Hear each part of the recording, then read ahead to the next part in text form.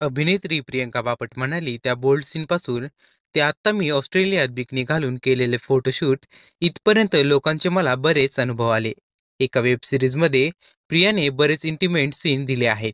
त्यावरून ही बरीच चर्चा रंगली आहे. या सर्व प्रकारावर तिच्या घरच्यांच्या प्रतिक्रिया काय होत्या, या अभिनेत्रींनी भाष्य करताना सांगितलं आहे. प्रिया म्हणाली, त्या बोल्ड सीनपासून ते आत्ता मी ऑस्ट्रेलियात बिकनी घालून केलेलं फोटोशूट इथपर्यंत या काळात मला लोकांचे बरेच अनुभव आले. आमच्या प्रियाने असं नाही करायला पाहिजे, आमची प्रिया साडीतच छान दिसते, अशा अनेक प्रतिक्रिया मला ऐकायला मिळाल्या. सिटी ऑफ ड्रीमच्या त्या बोल्ड सीन नंतर तर मला लोकांचे प्रचंड ऐकायला लागलं होतं. आपण समाज म्हणून एखाद्या कलाकाराकडे कलाकार म्हणूनच पाहिलं पाहिजे. लोक मला आपलं समजतात, त्यांच्या घरातल्यांसारखं समजतात. ही खूप चांगली गोष्ट आहे. मग त्या सगळ्या लोकांना मी असं जरूर सांगेल की माझ्या घरच्यांना या सगळ्यांचा अजिबात त्रास होत नाहीये. त्यांना याबद्दल काहीच समस्या नाहीये. माझं हे काम आहे, ही गोष्ट त्यांनी समजून घेतली आहे.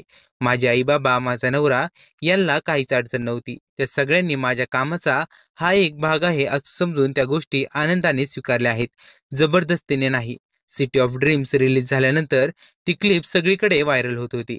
मला सुरुवातीला काहीच कल्पना नव्हती, कारण मी प्रमोशनमध्ये व्यस्त होते. मला ज्या क्षणी ती क्लिप दिसली तेव्हा मी लगेचच बाबांना फोन केला आणि त्यांना या सगळ्याची कल्पना दिली. तुम्हाला माझी लाज वाटते का, असं मी बाबांना विचारलं. त्यावरती माझ्या बाबांनी मला एक सुंदर उत्तर दिलं. ते म्हणजे, हा सगळ्या तुझ्या एक कामाचा भाग आहे.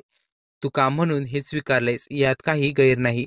तू दुर्लक्ष कर, सगळं विसरून जा आणि लोकांच्या बोलण्याकडे लक्ष देऊ नकोस. ऑस्ट्रेलियात बिकनी शूट बद्दल सांगताना प्रिया म्हणाली, ते फोटो माझ्या वडिलांनी पहिलेच पाहिले होते.